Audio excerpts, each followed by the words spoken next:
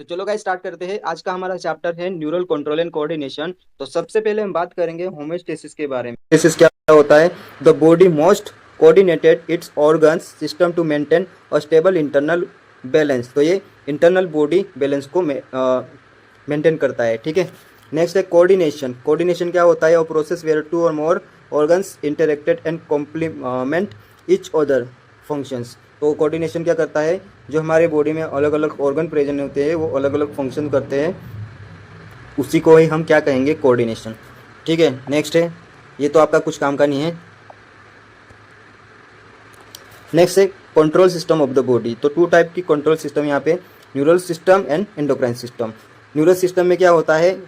Provide an organize network of point to point connection for rapid quick coordination. तो यहाँ पे एक network होता है, पॉइंट टू पॉइंट कनेक्शन करता है और ये रैपिडली क्या करता है? कोऑर्डिनेशन यानी कि इंफॉर्मेशन प्रोसेसिंग करता है, ठीक है।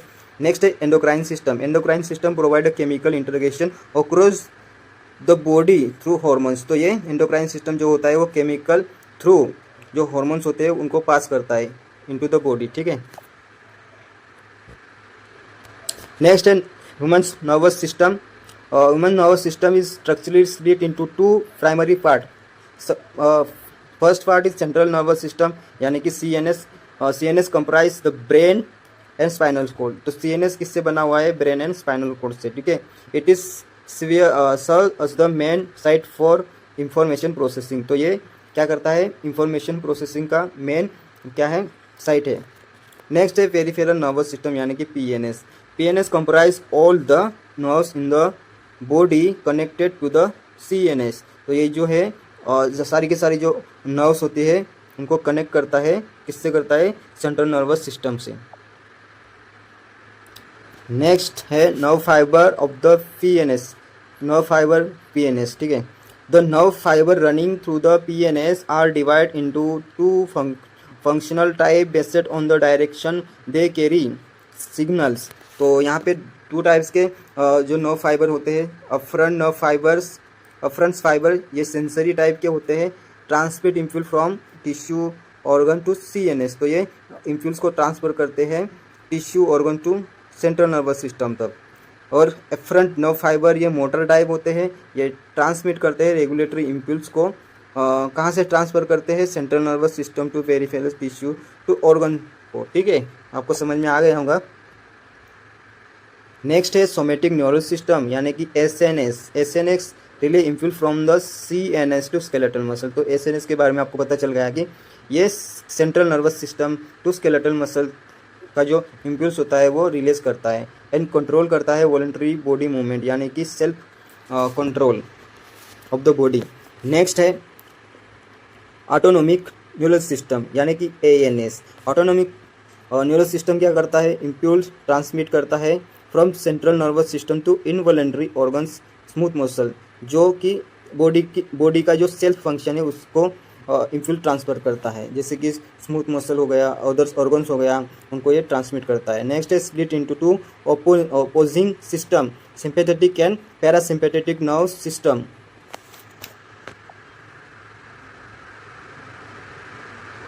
नेक्स्ट है visceral nervous system, a specific part of the peripheral system nervous system.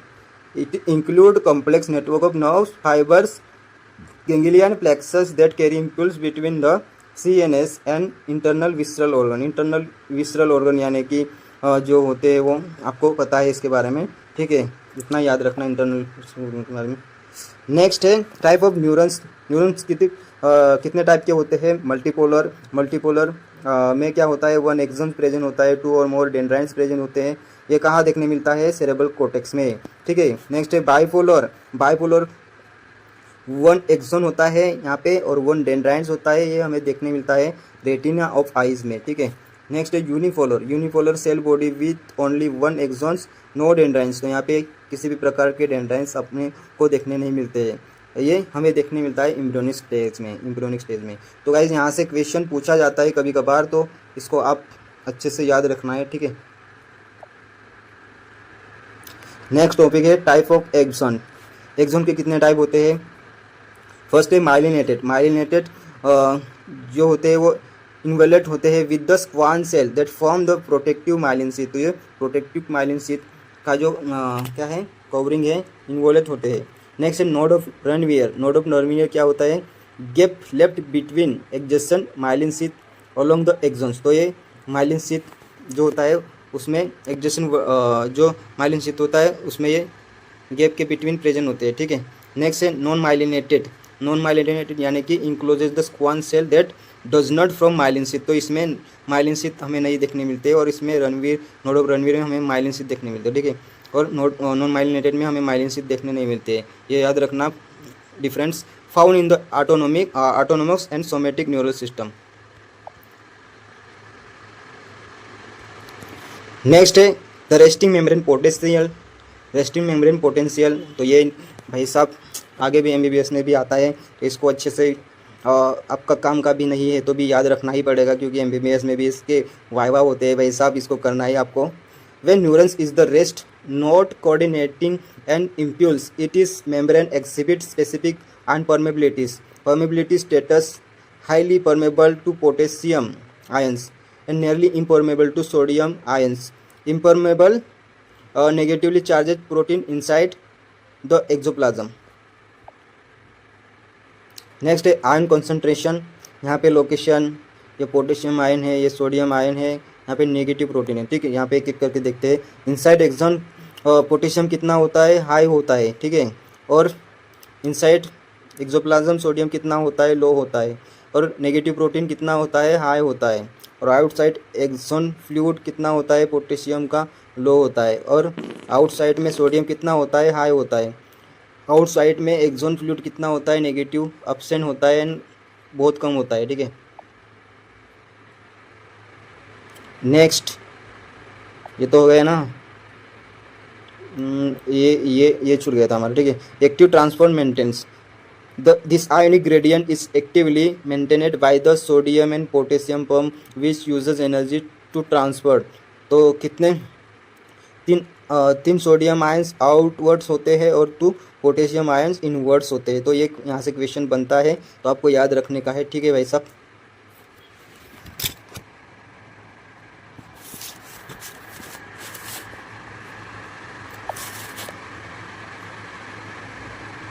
Next है resting state polarized. The axonal membrane is initially polarized. And next है outer surface has positive charge। outer surface जो होता है वो क्या होता है, positive. And जो एक्सोनल मेम्ब्रेन होता है पोलराइज होता है। इनर सरफेस कैसा होता है, नेगेटिव चार्जेस होता है। And next electrical potential difference at this stage is resting potential, ठीक है। नेक्स्ट है भाई साहब generation of impulse depolarisation at site A. A stimulus is applied at a specific location labeled as site A. Next, membrane site A become freely permeable to sodium ions, and this causes rapid influx sodium into the cell. Next, the polarity receive. The outer surface become negatively charged, and their inner surface becomes positively charged.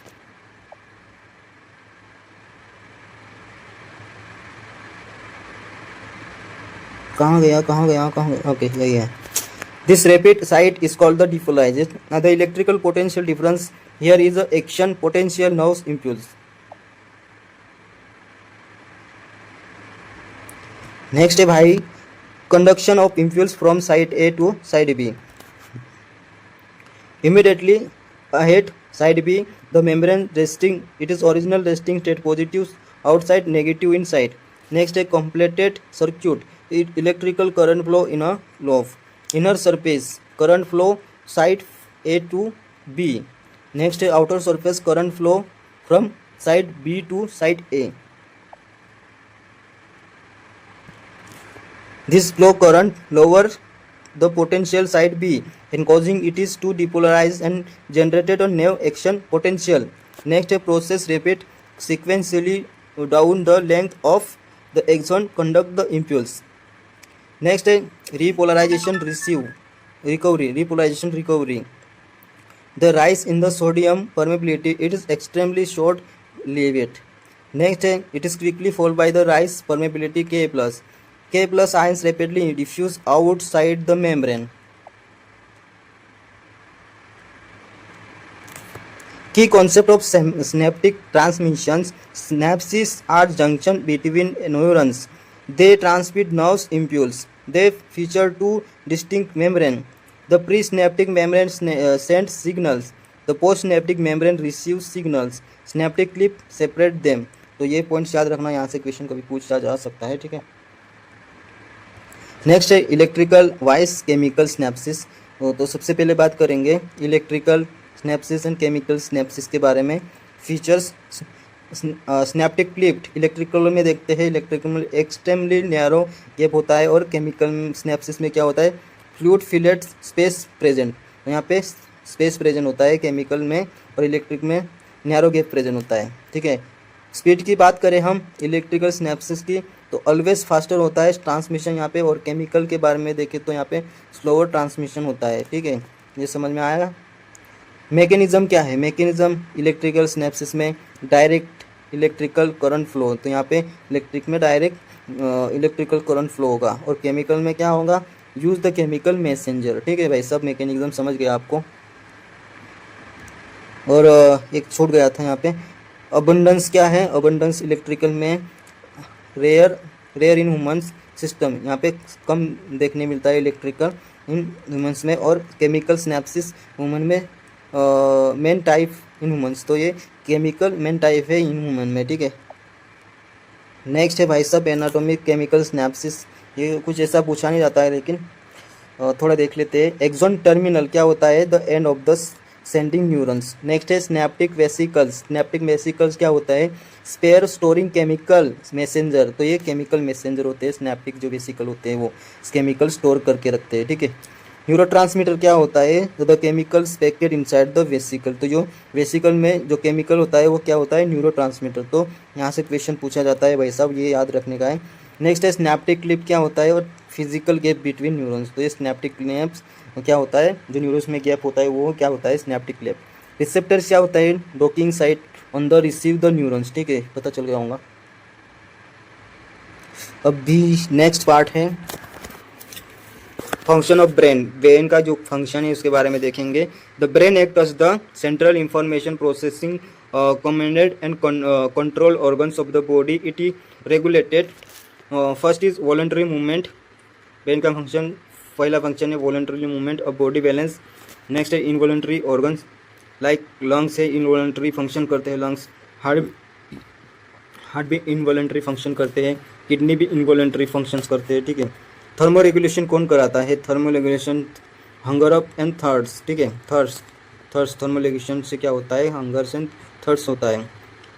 Circadian rhythms 24 hour sleep and wake cycles brain ही कराता है, ठीक है। Endocrine gland और human behaviour, तो endocrine gland क्या है, human behaviour को मेंटेन करता है। प्रोसेसिंग यानी कि विजन, हेयरिंग एंड स्पीच की प्रोसेसिंग, ठीक है भाई साहब। नेक्स्ट है कंजेशन यानी कि include the memory, intelligence and emotions and thought, ठीक है। तो कंजेशन समझ गए आपको, मेमोरी और intelligence and emotion and thought, ठीक है। इतना नहीं पूछते ये लोग।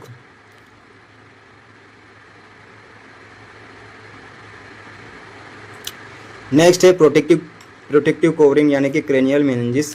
ये तो थोड़ा ये डीप में हो गया, इतना नहीं पूछते हैं, लेकिन ये थोड़ा आपको पता होना चाहिए कवरिंग्स क्या होती है, इनर साइड, आउट साइड।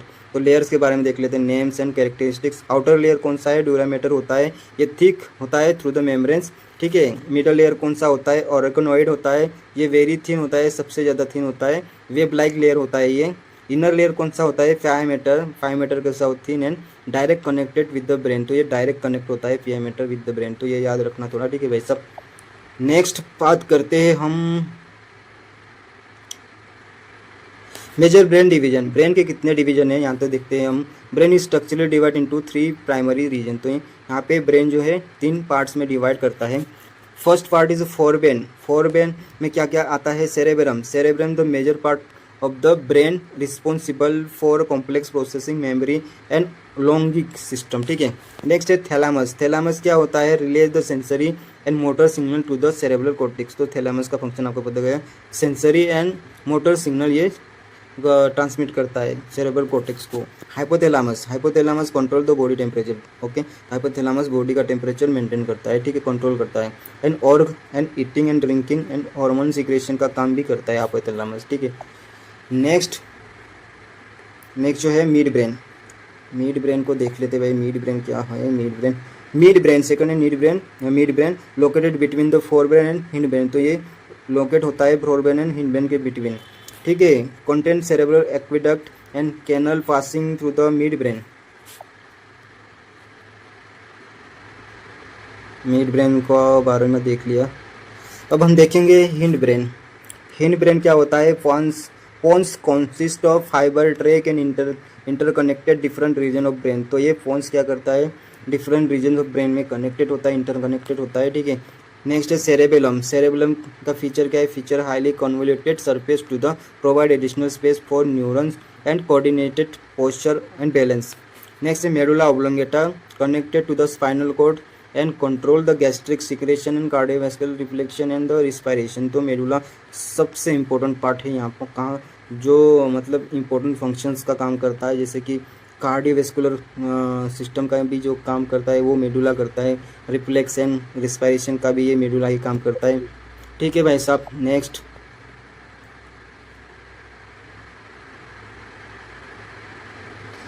थोड़ा सेपरेटली देख लेते हैं fore brain. The fore brain is the largest part of the brain, consist of three main component like a cerebrum structure divide longitudinal into left and right cerebral hemisphere, ठीक है। तो cerebrum कैसा divide है? Left and right cerebral hemisphere में divide है। Corpus callosum of track nerve fibre connecting both hemisphere, ठीक है। तो नर्व फाइबर दोनों हेमिस्फेयर में क्या करते हैं? कनेक्ट होते हैं। नेक्स्ट है cerebral cortex outer grey matter होता है and layer throne into the prominent fold.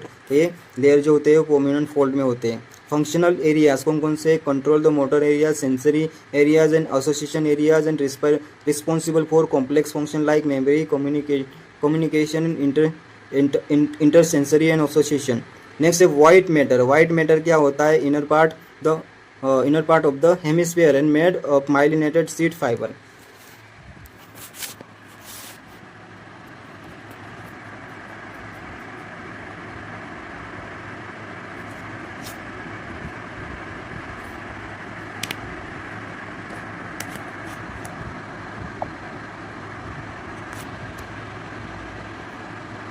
Next है हाइपोथैलेमस लोकेशन कहाँ है इसका? Lies the base of the thalamus. तो बेस थैलेमस के बेस में प्रेजेंट होता है हाइपोथैलेमस। इसका फंक्शन है कंट्रोल द बॉडी टेम्परेचर और ईटिंग और ड्रिंकिंग, ठीक है। इसके बारे में बात कर लिया था। हाइपोथैलेमस का दूसरा फंक्शन है hormones content neurosecretory cells and secrete the hypothalamic hormone, ठीक है। नेक्स्ट है limbic system together with the amygdala and hippocampus. It regulated sexual behavior and motivation and emotional reaction. Example excitement, pleasure, rage and fear. Next है mid brain के जो फंक्शन वगैरह है वो देखते हैं। Mid brain located between the fore brain is the thalamus and hypothalamus and hindbrain pons. Cerebral aqueducts or canal passing through the mid brain. Next है corpora quadrigemina, 4 round swelling loops होते हैं on the dorsal portion में, ठीक है। Last है hind brain comprise 3 main structure, जैसे कि connected होता है ब्रेन एंड स्पाइनल कॉर्ड से। फर्स्ट है pons consist of fibre track and interacted different region brain and cerebellum क्या होता है? Cerebellum feature highly convoluted surface provide additional face many more neurons. Medulla oblongata connected spinal cord and connected vital centre controlling respiratory and cardiovascular system and gastric secretion. तो भाई साहब I think ये chapter हमारा यहाँ पे ख़त्म होता है। ये जो ब्रेन के फंक्शंस वगैरह है इसको याद रखना है कि जब बेसिकली जो हाइपोथैलेमस होता है उसका जो क्वेश्चन नीट के एग्जाम में पूछा जाता है तो याद रखने का है, ठीक है भाई साहब। अगर आपको ये वीडियो अच्छा लगता है तो लाइक शेयर सब्सक्राइब जरूर कर देना मेरे भाइयों।